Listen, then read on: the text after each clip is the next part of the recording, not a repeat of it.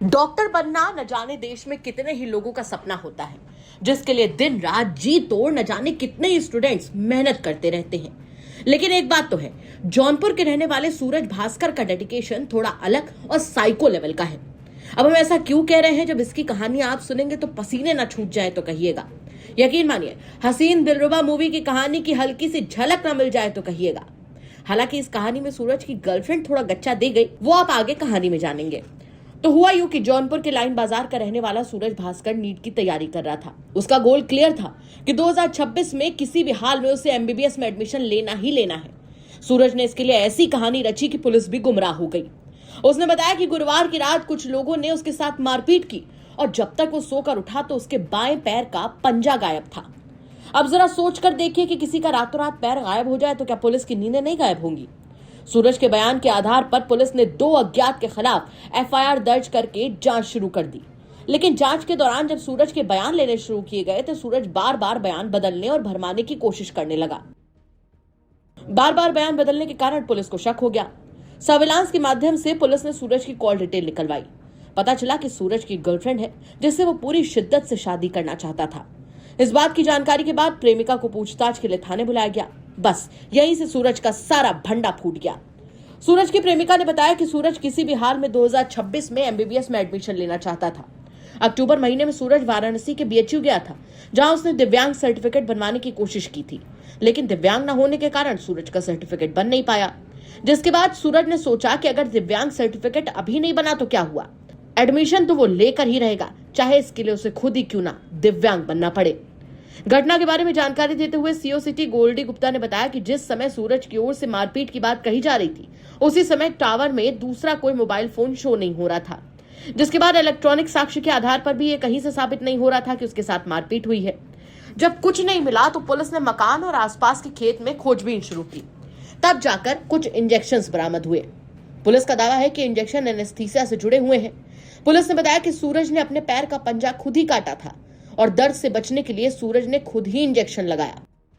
हमारे यहाँ पे एक सूचना आई थी थाना लाइन बाजार क्षेत्र में कि खलीलपुर ग्राम में आकाश भास्कर नाम का व्यक्ति है। उसने सूचना दी कि मेरे भाई सूरज भास्कर को कोई सुबह 4 बजे आकर के मारपीट करके गया है और उसके पैर का पंजा काट दिया गया है। इस संबंध में सूचना प्राप्त होने पर थाना पुलिस द्वारा तत्काल कार्रवाई करते हुए हत्या के प्रयास का मुकदमा दर्ज किया गया था और उसके बाद से हमने अपनी विवेचना शुरू की थी। इस दौरान पीड़ित को उपचार के लिए पहले सदर हॉस्पिटल, इसके बाद बीएचयू ट्रॉमा सेंटर और वर्तमान में पार्थ हॉस्पिटल जौनपुर में इलाज प्राप्ति हो रही है और पीड़ित की अब हालत स्टेबल है। इस दौरान जो हमने विवेचना की और हमने पाया, पहले जिन व्यक्तियों पर पूछताछ करने पर जिन व्यक्तियों पर आरोप लगाया जा रहा था, उन सभी से पूछताछ इत्यादि करने पर हमें प्राप्त हुआ कि किसी बाहरी व्यक्ति की इसमें संलिप्तता नहीं है।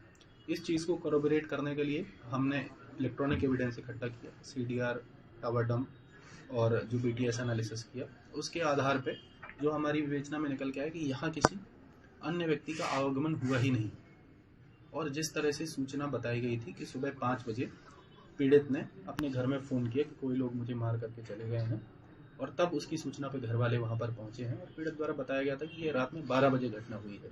इससे 12 बजे से और सुबह 5 बजे तक के समय में हम लोग ये कोरोबोरेट नहीं कर पा रहे थे कि यदि व्यक्ति 12 बजे से और 5 बजे तक पैर कटा हुआ पड़ा रहेगा तो उस दौरान ब्लड लॉस की वजह से अनकॉन्शियस भी हो सकता है, इत्यादि अनेक तरह की संभावनाएं थी जो हम लोग एक्सप्लोर कर रहे थे।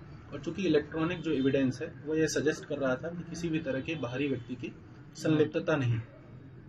इसके दौरान जो हमारी विवेचना हमने इस और थोड़ी आसपास खेतों को ढूंढा गया तो कुछ एनेस्थीसिया वाले इंजेक्शंस, सिरिंजेस इत्यादि का मिलना हुआ, जिससे हमारे विवेचना में और इजाफा हुआ। इसके बाद पीड़ित के परिवार वालों से और पूछताछ करने पर जानकारी मिली कि पीड़ित एमबीबीएस की तैयारी कर रहा था और कहीं ना कहीं उसमें एडमिशन नहीं हो पाने के कारण मानसिक अवस्था भी ठीक नहीं थी और कहीं ना कहीं निराश था। और जो पीड़ित के सीडीआर को एनालिसिस करने पर जिन लोगों से पीड़ित की बात होती थी, इसमें उसकी प्रेमिका का निकल कर आना प्राप्त हुआ। उससे बातचीत करने पर प्राप्त हुआ कि पीड़ित अक्टूबर में बीएचयू गया था और अपने डिसेबिलिटी सर्टिफिकेट के संबंध में जो उसे प्राप्त नहीं हुआ था। इसके बाद और दस्तावेजों और अन्य एविडेंसेस को इकट्ठा करने पर हमें एक पीड़ित का नोट मिला। पीड़ित अपनी डायरी में लिखता रहता था, जिसमें उसने एम्प्यूटेशन के बारे में लिखा है कि मैं 2026 में MBBS की सीट प्राप्त करके रहूंगा डिफरेंट मीन्स से, और इसमें एम्प्यूटेशन का भी जिक्र है। पुलिस का कहना है कि अस्पताल से छुट्टी मिलने के बाद सूरज का बयान दर्ज किया जाएगा और आगे की कार्रवाई होगी। लेकिन एडमिशन लेने का ऐसा जुनून क्या आपने कभी देखा है? कमेंट करके जरूर बताइए। जौनपुर से आदित्य भारद्वाज की रिपोर्ट, यूपी तक।